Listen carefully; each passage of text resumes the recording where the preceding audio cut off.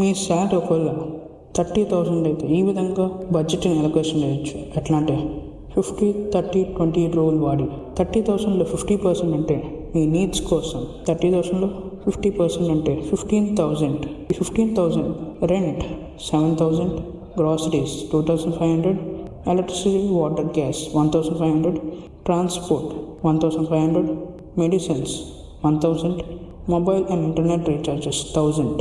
Total 15,000. Needs are important, but don't upgrade your lifestyle by increasing needs. 30%లో lifestyle కోసం అంటే 30,000లో 30% అంటే 9,000 rupees.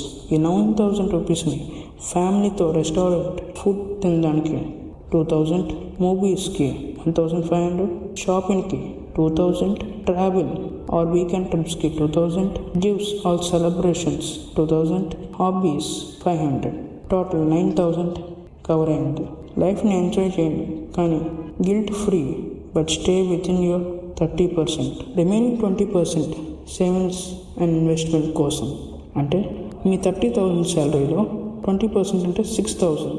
ఇది చాలా ఇంపార్టెంట్. మీ ఇన్కమ్ ఇంక్రీజ్ అయ్యే ప్రతిసారి మీ సేవింగ్స్ అండ్ ఇన్వెస్ట్మెంట్స్ కూడా ఇంక్రీజ్ చేయాలి. ఎస్ఐపి 3,000. ఇది మీ పిల్లల ఎడ్యుకేషన్ లేదా మ్యారేజ్ ఎక్స్పెన్సెస్ కోసం. ఎమర్జెన్సీ ఫండ్, ఏదైనా అన్సర్టన్ ఈవెంట్ జరిగితే మీ శాలరీ ఒక్క హాస్పిటల్ బిల్ దూరంగా ఉంది, అందుకోసం ఇది లిక్విడ్ ఫండ్స్లో ఇన్వెస్ట్ చేయొచ్చు. 1,500. Insurance, term and health 1,000 rupees per month. Other investments 500. అది పీపీఎఫ్ అకౌంట్ అయినా లేకపోతే నేషనల్ పెన్షన్ స్కీమ్లో అయినా మీరు ఇన్వెస్ట్ చేయొచ్చు. సో ఇక టోటల్ 6,000 కంప్లీట్ అయింది. ఇది మీకు మీరు పే చేసుకునేది మీ భవిష్యత్తు కోసం, మీ ఆర్థిక రక్షణ కోసం.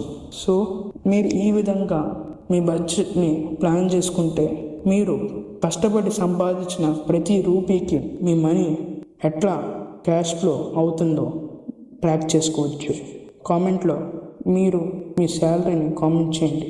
మీ శాలరీ ఎట్లా బడ్జెటింగ్ చేయాలో నేను వీడియో చేస్తాను.